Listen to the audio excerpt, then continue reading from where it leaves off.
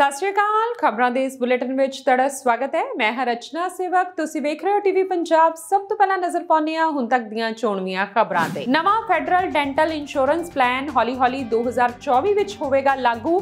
सरकारी अधिकारियों ने दी जानकारी, क्या पहले क्लेम्स मई विच प्रोसेस होने शुरू होणगे। कैनेडा विच रहन दा मतलब है अपनी जेब नूं होर ढिल्ली करना। घरां दे वधदे किराए अते खर्चे कारण कई लोग कैनेडा छड्डण नूं हो रहे ने मजबूर। भारत कैनेडा विचाले तणाव लगातार जारी। सिख प्रवासी संगठनां विरुद्ध कार्रवाई करन लई उत्तरी अमेरिका च वपार ते पाबंदी दीआं खबरां दा भारत ने कीता खंडन। अते संसार विच सिखां दी हो रही टारगेट किलिंग चिंता दा विषय। तख्त श्री दमदमा साहब दे जथेदार ज्ञानी हरप्रीत सिंह ने कहा, कई देशां दीआं खुफिया एजेंसियां टारगेट किलिंग च शामिल। ते हुण खबरां विस्तार नाल। सरकारी अधिकारियों का कहना है कि नवा फैडरल डेंटल इंश्योरेंस प्लान हौली-हौली 2024 विच लागू होवेगा। इस दे पहले क्लेम्स मई विच प्रोसेस होने शुरू होणगे। अपना नाम गुप्त रखण दी सूरत विच अधिकारियों वालों यह जानकारी दी गई है। उन्होंने आख्या कि $13 बिलियन के इस प्रोग्राम के वेरवे सोमवार सवेरे प्रेस कॉन्फ्रेंस विच ऐलाने जाने की संभावना है। यह इंश्योरेंस प्लान लिबरलों और NDP दरमियान होए सप्लाई एंड कॉन्फिडेंस डील की पहली शर्त है। इस डील विच अजिहा प्लान तैयार करने की मंग की गई सी जिस तहत घट ते दरमियानी आमदन वाले कैनेडियंस नूं प्राइवेट इंश्योरेंस तो बिना डेंटल फायदे मिल सकन। इस संबंधी अर्जियां अगले हफ्ते तो खुलण की उम्मीद है, जिन्हां विच सब तो पहला 87 साल तो वध दे बुजुर्गां नूं फायदा होवेगा, पर उन्हां वल्लों क्लेम दे फायदे हासिल करन विच कई महीनों का समा लग सकता है। फिर हौली-हौली इस प्रोग्राम विच सारे बुजुर्गां, 18 साल तो घट उम्र के बच्चियां ते अपाहिज लोकां नूं शामिल किया जाएगा। भारत दे नाल-नाल कई होर देशां दे लोग बेहतर जिंदगी की तलाश च विदेशां च रहिंदे ने। कैनेडा खास तौर ते पंजाब दे लोकां नूं लुभांदा रहा है, पर हुण इत्थे रहन दा मतलब है अपनी जेब नूं होर ढिल्ली करना। घरां दे वधदे किराए की वजह कारण कई लोग हुण कैनेडा छड्ड के जा रहे हैं। साल 2023 दे पहले 6 महीनों च लगभग 42,000 लोगों ने कैनेडा छड्ड दिता है। इस दे पिछे दी वजह जस्टिन ट्रूडो की सरकार दीआं कमजोर नीतियां अते रहन सहन दीआं वधदियां लागतां दसियां जा रही ने। हाल ही च सिख वखवादी कारकुन हरदीप सिंह निज्जर की हत्या नूं लैके कीते गए दावे मगरों कैनेडा ते भारत विचाले तलखियां वध गईयां ने, जिन्हां दा असर भारत तो कैनेडा जाण वाले लोकां ते पै रिहा है। हुण एक रिपोर्ट सामने आई है कि कैनेडा च आम लोकां लई गुजारा करना काफ़ी मुश्किल हो गया है। राइटर्स की रिपोर्ट मुताबक लोगों का कहना है कि रहन सहन की उच्च लागत उन्हां लई कैनेडा च रहना मुश्किल बना रही है। दस दईए कि कैनेडा च वधेरे उम्र दराज आबादी है अते उत्थों की अर्थव्यवस्था बहुत हद तक प्रवासियों ते निर्भर है। उत्थे ही कैनेडा नूं छड्ड के जाना अर्थव्यवस्था ते डूंगी मार साबित हो सकता है। अधिकारक आंकड़ियां मुताबक साल 2023 च यह आंकड़ा 93,818 हो गया है। जे गल करिए साल 2021 की तो 85,927 लोगों ने कैनेडा छड्डिया सी।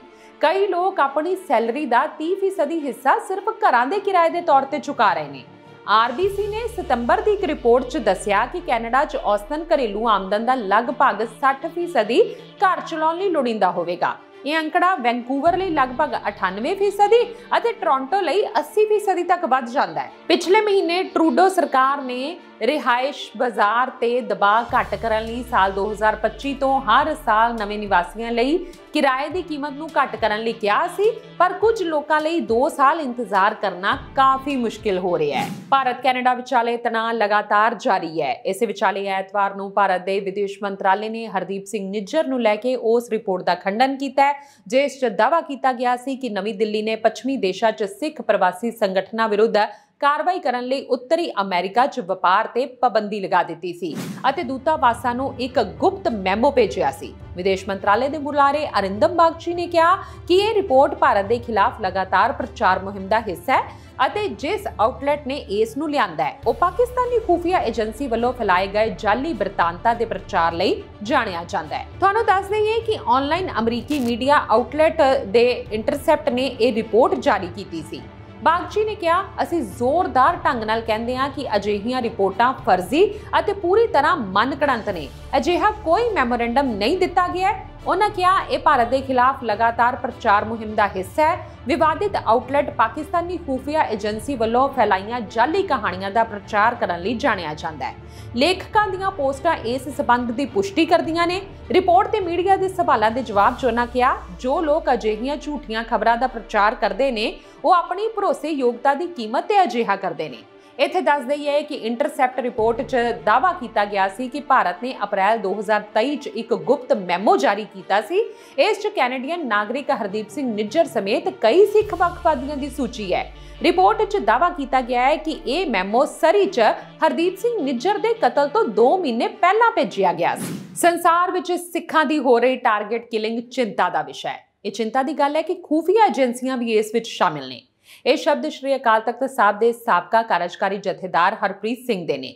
हरप्रीत सिंह इस वेले सिखां दे 5 तख्तां विचों एक तख्त श्री दमदमा साहब के जथेदार ने। उन्होंने अपने फेसबुक अकाउंट उत्ते वीडियो पाके टारगेट किलिंग उत्ते चिंता का प्रगटावा किया है। दरअसल कैनेडा, ब्रिटेन और पाकिस्तान विच कई खालिस्तान पक्षी आगुआं दे कतल और मौतां नूं कुछ लोग सिखां दी टारगेट किलिंग कह रहे हैं और कैनेडा विच हरदीप सिंह निज्जर के कतल तो बाद कैनेडा के प्रधानमंत्री जस्टिन ट्रूडो वालों इस मामले नाल भारत का नां जोड़न ने इन्हां इल्जामां नूं होर हवा दे दित्ती है। कैनेडा विच जून 2023 नूं खालिस्तान हिमायती हरदीप सिंह निज्जर का कतल कर दिता गया सी, जिस तो बाद सितंबर विच कैनेडा के प्रधानमंत्री जस्टिन ट्रूडो ने इल्जाम लाए सन कि भारत सरकार के एजेंटा की सरी च निज्जर के कतल च शमूलीयत हो सकती है। कैनेडा तो बाद अमरीका ने भी एक सिख कारकुन के कतल विच शमूलीयत के इल्जामां तहत एक भारतीय नागरिक नूं गिरफ्तार किया सी। भारत ने कैनेडा के इल्जामां नूं बेबुनियाद दस्सिया सी अते इह कहा सी ट्रूडो सरकार नूं कैनेडा विच अतवादियों ते संगठित अपराधियों के खिलाफ कार्रवाई करनी चाहिए है। पर भारत ने कहा सी कि अमरीका वालों सांझी की जानकारी चिंताजनक है। इसकी जांच कमेटी बना के शुरू कर दी गई है। भारत ने कहा कि अजिही साजिश उन्हां दी सरकारी नीति नहीं है अते वो विदेशों में रहिंदे सिख वक्फवादियों नूं निशाना नहीं बना रहे। भावें कि भारत सरकार जस्टिन ट्रूडो तो सबूतां दी मंग करती रही अते कैनेडा ने निज्जर बारे दावे जां कोई सबूत जनतक नहीं कीते। इस दौरान ज्ञानी हरप्रीत सिंह ने इल्जाम लाया सिखां दे खिलाफ यह बिरतांत सिरजिया जा रहा है कि सिख खालिस्तानी। उधर दूजे पासे कैनेडा के ओंटारियो सूबे विच पिछले महीने गोलीबारी दौरान निशाना बनाए गए भारत के एक सिख जोड़े नाल गलत पछाण कारण यह वारदात वापरी हो सकती है। कैनेडियन पुलिस ने सिख जोड़े के कतल ते एक शक जताया है। ओंटारियो प्रोविंशियल पुलिस के अधिकारियों और पैरामैडिक्स के अधिकारियों ने 21 नवंबर की अद्धी रात तो कुछ समा पहला कैलेडन ब्रैम्पटन सरहद के नाल एयरपोर्ट रोड नेड़े मैफील्ड रोड ते गोलीबारी दी रिपोर्टां ते प्रतिक्रिया दी है। घटना स्थल ते पहुंचण ते पुलिस ने 57 साला जगतार सिंह नूं मृतक पाया, जबकि उसकी पत्नी हरभजन कौर अते धी नूं बुरी तरह नाल जख्मी होने कारण हस्पताल दाखिल करवाया गया। बाद हरभजन कौर ने भी हस्पताल विच जख्मां दी ताब ना चलदे हुए दम तोड़ दिता। उन्हां दी धी टोरंटो के एक ट्रॉमा सेंटर विच जिंदगी लई लड़ाई लड़ रही है। डॉक्टर ने दस्सिया कि जेकर बेटी बच भी जाती है तां भी वो ज्यादा देर तक ठीक नहीं हो सकेगी। उन्होंने कहा कि वो डूंगे सदमे विच है अते गंभीर रूप विच जख्मी है अते उसने घटना वापरन तो बाद एक शब्द नहीं बोलिया। पुलिस इस कतलेआम के सारे पहलुओं की जांच कर रही है। जोड़े का पुत्र अते धी कुछ साल पहला विद्यार्थी वजों कैनेडा आए सन अते उन्होंने अपने मापियां नूं मेहमान वजों स्पॉन्सर किया सी। एक फंड रेजिंग प्लेटफॉर्म ते एक परिवारक दोस्त द्वारा पोस्ट की गई जानकारी के अनुसार अणपछाते बंदूकधारियों वालों 30 तो वध गोलियां उदों चलाईयां गईयां जदों परिवार कैलेडन विच अपने किराए के मकान विच सौण की तैयारी कर रहा सी। 20 तो वध गोलियां इकल्ली हरभजन कौर के शरीर विच वजियां। उसके पेट, बच्चेदानी, अंतड़ी, लत्त, डायाफ्राम, गुरदे अते फेफड़ियां नूं नुकसान पहुंचिया। सूत्रों मुताबक पीड़ितां दा अपराधिक गतिविधियां नाल कोई संबंध नहीं सी। हमलावर किसी होर दे भुलेखे इस घर विच दाखिल होए सन। कैनेडा विखे ब्रिटिश कोलंबिया के लोअर मेनलैंड विच दर्जना उद्यमियों नूं निशाना बनाउंदे होए जबरी वसूली की मंग की जा रही है। इन्हां जबरी वसूली पत्रां दीआं रिपोर्टां दे विचकार हुण वधेरे पुलिस कार्रवाई लई दबाव वध रहा है। दावा किया जा रहा है कि पत्तर एक भारतीय गिरोह वालों भेजे गए ने अते इन्हां विच $2 मिलियन की मंग की गई है। प्राप्तकर्तावां नूं जवाबी कार्रवाई लई 1 महीने का समा दिता गया सी अते चेतावनी दी गई सी कि जेकर वो पुलिस कोल जांदे ने तां अगली बार होर कोई पत्थर नहीं सिर्फ गोली होवेगी। एक कारोबारी मालक ने दस्सिया कि उसनूं उसदे घर नूं निशाना बनाउण तो पहलां ओही धमकी मिली सी। उसने कहा उन्होंने मेरे घर ते गोलीबारी की जदों मेरे बच्चे, मेरी पत्नी, मेरे माँ प्यो सारे सौ रहे सन। ਕਾਰੋਬਾਰੀ ਨੇ ਆਪਣੀ ਜਾਨ ਨੂੰ ਖਤਰਾ ਦੱਸਿਆ ਹੈ। ਵੀਰਵਾਰ ਸ਼ਾਮ ਨੂੰ BC RCMP ਨੇ ਕਿਹਾ ਕਿ ਉਹ ਧਮਕੀਆਂ ਤੋਂ ਜਾਣੂ ਸਨ ਅਤੇ ਪਹਿਲੀ ਵਾਰ ਗੋਲੀਬਾਰੀ ਅਤੇ ਜ਼ਬਰੀ ਵਸੂਲੀ ਦੀਆਂ ਕੋਸ਼ਿਸ਼ਾਂ ਵਿਚਕਾਰ ਸਬੰਧ ਦੀ ਪੁਸ਼ਟੀ ਕੀਤੀ। ਮਾਉਂਟੀਜ਼ ਨੇ ਕਿਹਾ RCMP ਅਤੇ ਐਪਸਫੋਰਡ ਪੁਲਿਸ ਵਿਭਾਗ ਦਾ ਮੰਨਣਾ ਹੈ ਕਿ ਇਹ ਘਟਨਾਵਾਂ ਜੁੜੀਆਂ ਹੋ ਸਕਦੀਆਂ ਨੇ ਅਤੇ ਇਹਨਾਂ ਮਾਮਲਿਆਂ ਦੀ ਜਾਂਚ ਨੂੰ ਅੱਗੇ ਵਧਾਉਣ ਅਤੇ ਤਾਲਮੇਲ ਕਰਨ ਲਈ ਸਾਂਝੇਦਾਰੀ ਵਿੱਚ ਕੰਮ ਕਰ ਰਹੀਆਂ ਨੇ। ਇੱਕ ਸਥਾਨਕ ਪੱਤਰਕਾਰ ਨੇ ਦੱਸਿਆ ਕਿ ਧਮਕੀਆਂ ਨੇ ਦੱਖਣ ਏਸ਼ੀਆਈ ਭਾਈਚਾਰੇ ਅਤੇ ਇਸ ਤੋਂ ਬਾਹਰ ਦੇ ਲੋਕਾਂ ਵਿੱਚ ਡਰ ਪੈਦਾ ਕਰ ਦਿੱਤਾ ਹੈ। ਉਸ ਨੇ ਕਿਹਾ ਕੁਝ ਚੀਨੀ ਕਾਰੋਬਾਰੀ ਨੇ ਜਿਨ੍ਹਾਂ ਨੂੰ ਕਾਲਾਂ ਜਾਂ ਪੱਤਰ ਭੇਜੇ ਗਏ ਨੇ। ਇਹ ਸਿਰਫ ਇੱਕ ਭਾਈਚਾਰੇ ਤੱਕ ਸੀਮਿਤ ਨਹੀਂ ਹੈ। ਪੱਤਰਕਾਰ ਨੇ ਕਿਹਾ ਕਿ ਉਸਨੇ ਐਪਸਫੋਰਡ, ਲੈਂਗਲੇ ਅਤੇ ਸਰੀ ਵਿੱਚ ਕਾਰੋਬਾਰੀਆਂ ਨੂੰ ਭੇਜੇ ਗਏ ਅਜਿਹੇ 100 ਤੱਕ ਜ਼ਬਰੀ ਵਸੂਲੀ ਪੱਤਰਾਂ ਬਾਰੇ ਸੁਣਿਆ ਹੈ। ਐਪਸਫੋਰਡ ਪੁਲਿਸ ਮੀਮੋ ਵਿੱਚ ਜਾਂਚਕਰਤਾਵਾਂ ਨੇ ਕਿਹਾ ਕਿ ਉਹ ਮੰਨਦੇ ਨੇ ਕਿ ਸ਼ੱਕੀ ਭਾਰਤ ਵਿੱਚ ਸਥਿਤ ਲਾਰੈਂਸ ਬਿਸ਼ਨੋਈ ਗੈਂਗ ਨਾਲ ਜੁੜੇ ਹੋਏ ਸਨ। ਇਹ ਗਿਰੋਹ ਬਹੁਤ ਖਤਰਨਾਕ ਹੈ। ਉਹਨਾਂ ਨੇ ਭਾਰਤ ਅਤੇ ਵਿਦੇਸ਼ਾਂ ਵਿੱਚ ਕਈ ਲੋਕਾਂ ਨੂੰ ਮਾਰਿਆ ਹੈ, ਇੱਥੋਂ ਤੱਕ ਕਿ ਉਹਨਾਂ ਨੇ ਕੈਨੇਡਾ ਦੀ ਧਰਤੀ ਤੇ ਵਿਨੀਪੈਗ ਵਿੱਚ ਕਿਸੇ ਨੂੰ ਮਾਰਨ ਦੀ ਜ਼ਿੰਮੇਵਾਰੀ ਲਈ ਹੈ। ਜਨਤਕ ਸੁਰੱਖਿਆ ਮੰਤਰੀ ਮਾਈਕ ਫਾਰਨਵਰਥ ਨੇ ਦੱਸਿਆ ਕਿ ਪੁਲਿਸ ਧਮਕੀਆਂ ਨੂੰ ਬਹੁਤ ਗੰਭੀਰਤਾ ਨਾਲ ਲੈ ਰਹੀ ਹੈ। ਜਾਂਚਕਰਤਾਵਾਂ ਨੇ ਕਿਸੇ ਵੀ ਵਿਅਕਤੀ ਨੂੰ ਜ਼ਬਰਨ ਵਸੂਲੀ ਪੱਤਰ, ਟੈਕਸਟ ਜਾਂ ਕਾਲ ਪ੍ਰਾਪਤ ਕਰਨ ਤੇ ਉਹਨਾਂ ਨਾਲ ਨਾ ਜੁੜਨ, ਕੋਈ ਪੈਸਾ ਨਾ ਭੇਜਣ ਅਤੇ ਤੁਰੰਤ ਪੁਲਿਸ ਨਾਲ ਸੰਪਰਕ ਕਰਨ ਦੀ ਅਪੀਲ ਕੀਤੀ ਹੈ। ਸਕਾਰਬੋਰ ਦੀ ਇੱਕ ਅਪਾਰਟਮੈਂਟ ਬਿਲਡਿੰਗ 'ਚ ਇੱਕ ਔਰਤ ਅਤੇ 2 ਬੱਚਿਆਂ ਦੇ ਗੰਭੀਰ ਹਾਲਤ 'ਚ ਮਿਲਣ ਦੇ ਮਾਮਲੇ ਦੀ ਟੋਰਾਂਟੋ ਪੁਲਿਸ ਵੱਲੋਂ ਜਾਂਚ ਕੀਤੀ ਜਾ ਰਹੀ ਹੈ। ਮਾਮਲੇ ਬਾਰੇ ਜਾਣਕਾਰੀ ਦਿੰਦਿਆਂ ਟੋਰਾਂਟੋ ਪੁਲਿਸ ਨੇ ਦੱਸਿਆ ਕਿ ਉਹਨਾਂ ਨੂੰ ਐਤਵਾਰ ਸ਼ਾਮੀ 7:30 ਵਜੇ ਦੇ ਕਰੀਬ ਕੈਨੇਡੀ ਅਤੇ ਐਲੇਸ ਮੇਅਰ ਸੜਕਾਂ ਦੇ ਚੌਰਾਹੇ ਦੇ ਨੇੜੇ ਇੱਕ ਅਪਾਰਟਮੈਂਟ ਬਿਲਡਿੰਗ 'ਚ ਰਹਿੰਦੀ ਇੱਕ ਔਰਤ ਦੇ ਬਾਰੇ 'ਚ ਕਈ ਕਾਲਾਂ ਆਈਆਂ। ਮੰਨਿਆ ਜਾ ਰਿਹਾ ਹੈ ਕਿ ਉਸ ਔਰਤ ਦੀ ਉਮਰ 20 ਤੋਂ 30 ਸਾਲ ਦੇ ਵਿਚਕਾਰ ਹੈ। ਪੁਲਿਸ ਨੂੰ ਕਾਲ ਕਰਨ ਵਾਲੇ ਲੋਕਾਂ ਨੇ ਦੱਸਿਆ ਕਿ ਉਹ ਮੰਨਦੇ ਨੇ ਕਿ ਔਰਤ ਬਾਲਕੋਨੀ ਤੋਂ ਡਿੱਗ ਗਈ ਸੀ। ਜਦੋਂ ਪੁਲਿਸ ਮੌਕੇ ਤੇ ਪਹੁੰਚੀ ਤਾਂ ਉਹਨਾਂ ਨੂੰ ਅਪਾਰਟਮੈਂਟ ਬਿਲਡਿੰਗ ਦੇ ਬਾਹਰ ਔਰਤ ਗੰਭੀਰ ਹਾਲਤ 'ਚ ਮਿਲੀ। 2 ਬੱਚੇ ਜਿਨ੍ਹਾਂ ਦੀ ਉਮਰ 8 ਸਾਲ ਤੋਂ ਘੱਟ ਦੱਸੀ ਜਾਂਦੀ ਹੈ, ਉਹ ਵੀ ਪੁਲਿਸ ਨੂੰ ਅਪਾਰਟਮੈਂਟ ਯੂਨਿਟ ਦੇ ਅੰਦਰ ਗੰਭੀਰ ਹਾਲਤ 'ਚ ਮਿਲੇ।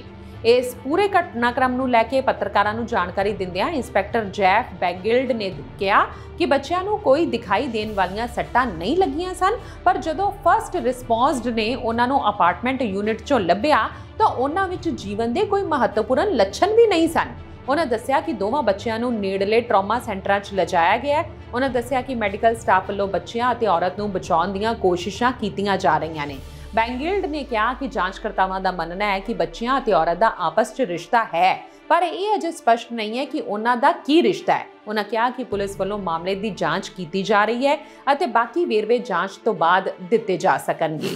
ਡੈਵਨਪੋਰਟ ਏਰੀਆ ਵਿੱਚ ਇੱਕ ਵਿਅਕਤੀ ਨੂੰ ਗੋਲੀ ਮਾਰਨ ਦੇ ਮਾਮਲੇ ਵਿੱਚ ਪੁਲਿਸ ਵੱਲੋਂ 2 ਸ਼ੱਕੀਆਂ ਦੀ ਭਾਲ ਕੀਤੀ ਜਾ ਰਹੀ ਹੈ। ਜਾਂਚਕਾਰਾਂ ਨੂੰ ਗੋਲੀ ਚੱਲਣ ਦੀਆਂ ਰਿਪੋਰਟਾਂ ਦੇ ਕੇ ਐਤਵਾਰ ਸ਼ਾਮੀ 5 ਵਜੇ ਤੋਂ ਬਾਅਦ ਸ਼ਾਹ ਸਟਰੀਟ ਤੇ ਵਿਚਕ੍ਰੈਸਟ ਐਵੇਨਿਊ ਇਲਾਕੇ ਵਿੱਚ ਸੱਦਿਆ ਗਿਆ। ਪੈਰਾਮੈਡਿਕਸ ਨੇ ਦੱਸਿਆ ਕਿ ਇੱਕ ਨੌਜਵਾਨ ਨੂੰ ਐਮਰਜੈਂਸੀ ਰਨ ਰਾਹੀਂ ਨੇੜਲੇ ਟਰਾਮਾ ਸੈਂਟਰ ਲਿਜਾਇਆ ਗਿਆ।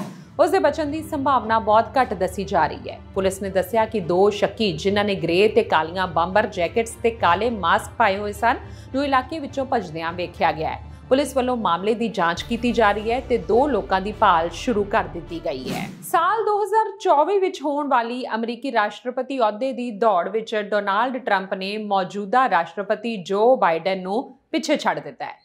ਅਸਲ 'ਚ ਰਾਸ਼ਟਰੀ ਸਰਵੇਖਣ 'ਚ ਡੋਨਾਲਡ ਟਰੰਪ 47% ਲੋਕਾਂ ਦੀ ਪਹਿਲੀ ਪਸੰਦ ਬਣ ਕੇ ਸਾਹਮਣੇ ਆਏ ਨੇ, ਜਦੋਂ ਕਿ 43% ਲੋਕਾਂ ਨੇ ਜੋ ਬਾਈਡਨ ਨੂੰ ਆਪਣੀ ਪਸੰਦ ਦੱਸਿਆ। ਇਸ ਤਰ੍ਹਾਂ ਟਰੰਪ ਨੇ ਬਾਈਡਨ ਤੇ 4% ਦੀ ਲੀਡ ਲੈ ਲਈ ਹੈ। ਸਰਵੇਖਣ ਵਿੱਚ ਇਹ ਪਹਿਲੀ ਵਾਰ ਹੈ ਜਦੋਂ ਟਰੰਪ ਨੇ ਬਾਈਡਨ ਤੇ ਬੜਤ ਹਾਸਲ ਕਰ ਲਈ ਹੈ।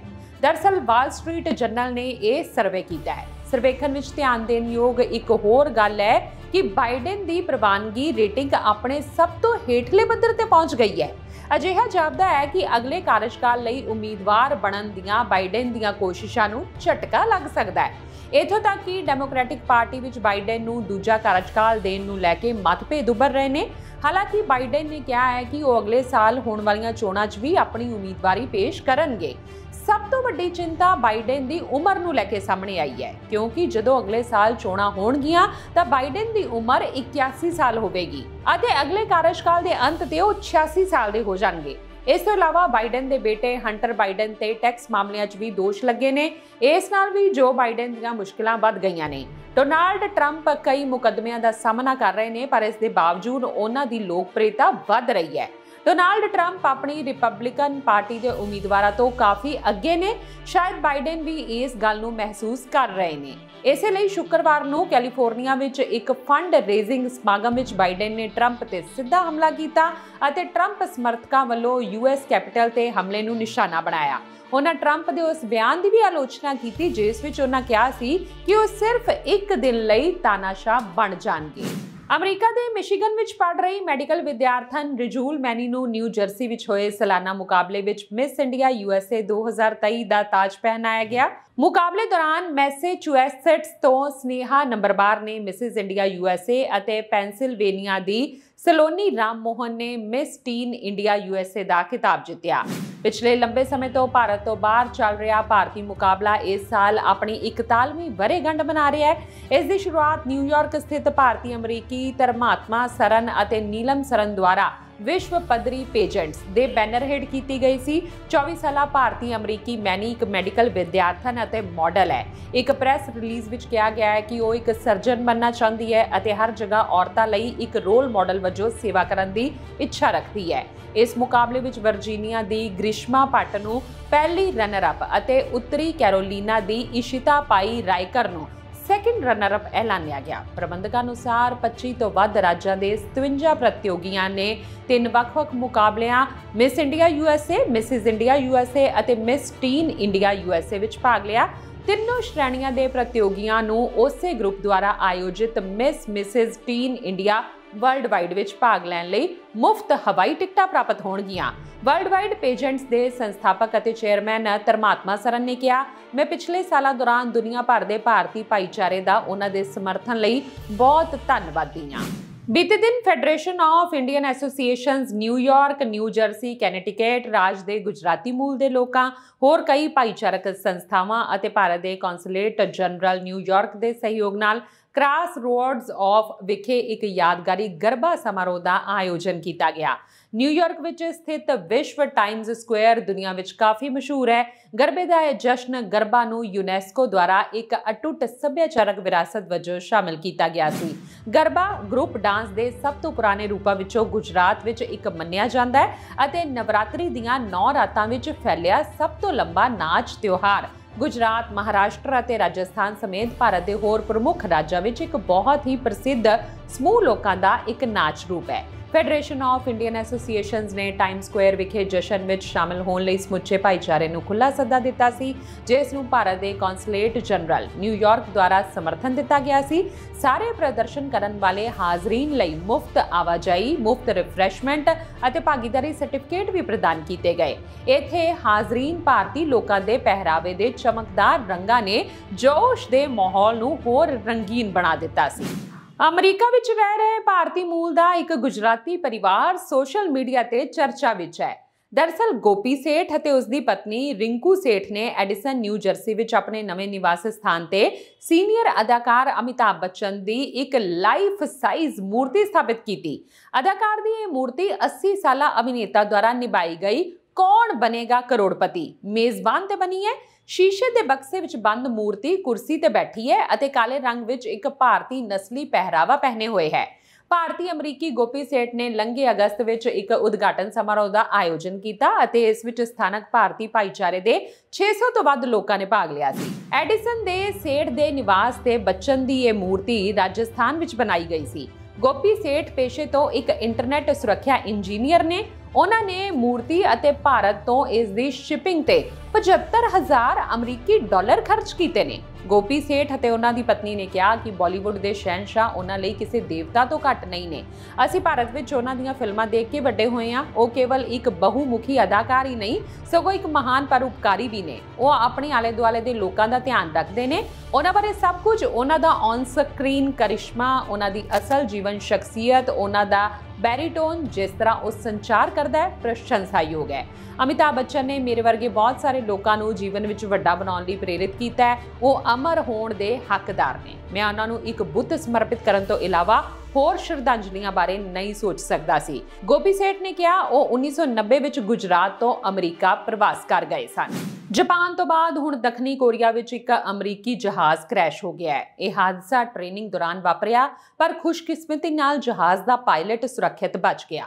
ਇੱਕ ਅਮਰੀਕੀ ਜਹਾਜ਼ ਸੋਮਵਾਰ ਨੂੰ ਦੱਖਣੀ ਕੋਰੀਆ ਵਿੱਚ ਸਿਖਲਾਈ ਦੌਰਾਨ ਹਾਦਸੇ ਦਾ ਸ਼ਿਕਾਰ ਹੋ ਗਿਆ, ਜਿਸ ਵਿੱਚ ਜਹਾਜ਼ ਦਾ ਪਾਇਲਟ ਗੰਭੀਰ ਰੂਪ ਵਿੱਚ ਜ਼ਖਮੀ ਹੋ ਗਿਆ। ਇੱਕ ਨਿਊਜ਼ ਏਜੰਸੀ ਦੀ ਰਿਪੋਰਟ ਮੁਤਾਬਕ ਹਾਦਸੇ ਦਾ ਸ਼ਿਕਾਰ ਹੋਏ ਅਮਰੀਕੀ ਜਹਾਜ਼ ਦੀ ਪਛਾਣ F-16 ਲੜਾਕੂ ਜਹਾਜ਼ ਵਜੋਂ ਹੋਈ ਹੈ।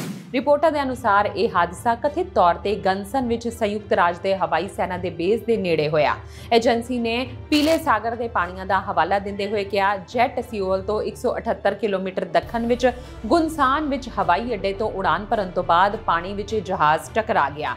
ਪਾਇਲਟ ਹਾਦਸੇ ਤੋਂ ਤੁਰੰਤ ਬਾਅਦ ਜੈਟ ਤੋਂ ਬਾਹਰ ਨਿਕਲ ਗਿਆ ਅਤੇ ਉਸ ਨੂੰ ਬਚਾ ਲਿਆ ਗਿਆ।